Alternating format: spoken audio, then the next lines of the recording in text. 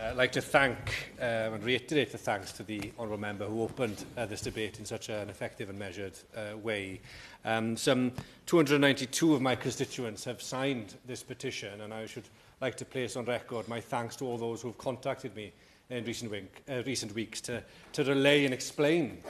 some of their concerns about the proposed merger of the Section 1 and Section 2 firearm licences. And I'm very conscious that a great number of honourable members have already outlined the reasons that have been conveyed to me by constituents, and so I'll try not to repeat them, other than to perhaps try to summarise their concerns, is that the proposed changes, although perhaps well-intentioned, are disproportionate and will not actually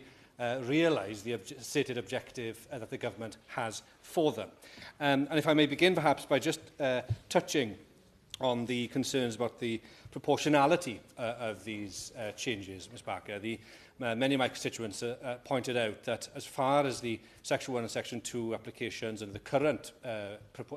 regime is concerned, many of the safety checks that exist are similar across both types, whether it is Section 1 or Section 2, when it comes to medical involvement, when it comes to background checks. And there are very good reasons for this, and every single one of those constituents who've written or visited me in surgeries recently have said that they support those controls, that they support tight gun controls, and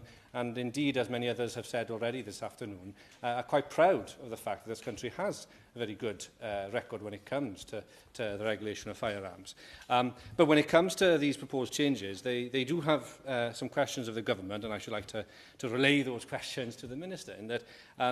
as far as they can see it, the changes and the proposed merger would not actually bring about much by way of greater safety for the public, not least because the suitability test, the core tenet of the application for whether Section 1 or Section 2 is already quite robust and is the same. The other thing that they would like me to convey is that even if we were to agree with the premise that the proposed merger would enhance public safety, whether or not it'll actually realise that objective will ultimately depend on the efficacy and the resourcing of the system. And on that point, they've been very clear to me, and as other members have already detailed this afternoon, the current system is already creaking. There are great pressures. Across England and Wales, you have 43 different police licensing units, each operating with slightly different standards. The inconsistency has been described to me as a postcode lottery, and it's surely something that we can all agree upon, that there needs to be a move to a more standardised, nationally consistent approach when it comes to the processing of applications for firearms licences. But perhaps most importantly, the capacity of the existing system to deal with these proposed changes, if they were to be implemented. I think I'm right in saying, Ms Barker, that there are over 500,000, 500,000 Section 2 certificates at present. Now, I know there are concerns that that number will reduce should these proposals come about, but say for the sake of argument that we only have 250,000 Section 2, or what would have been Section 2 certificates after these changes. That would still more than double the Section 1 licences at present. And we know, as others have mentioned, there are severe delays and units under pressure across the country where the inconsistencies in processing times are quite significant, whether it's 12 weeks in some circumstances to over 3 years at the worst. So can we really be confident that even if we were to agree with the premise that this merger is a good idea and it will enhance public safety, are we confident that it could even be realised or implemented given the current system and the operational difficulties that they are shouldering? Now, I would argue, like many of the constituents that have come to meet me, that actually what we should be doing instead of this proposed merger of Section 1 and Section 2 is to look at the system itself. Others have already mentioned the need for greater resourcing, and I would very much agree and support such a move. But perhaps more boldly, this idea that was presented by the Honourable Member for South Shropshire, and I think others also have mentioned it, about a centralised national licensing body. It strikes me as eminently sensible that we should have a centralised system body much like the DVLA when it comes to the licensing of motorists, is used to actually look at this so that they can specialise, that they can look to realise efficiencies of scale and expertise so that you have a more effective system overall. Because the other concern that I would have if we were to proceed with these changes is that an already overwhelmed system will find itself even more overwhelmed. And the risks are quite clearly that those firearms applications that we previously and our predecessors correctly deemed at more risk because of greater lethality of the weapons will inevitably prioritised, and so those what were Section 2 applications will fall to the bottom of the pile. And what that means for many of my constituents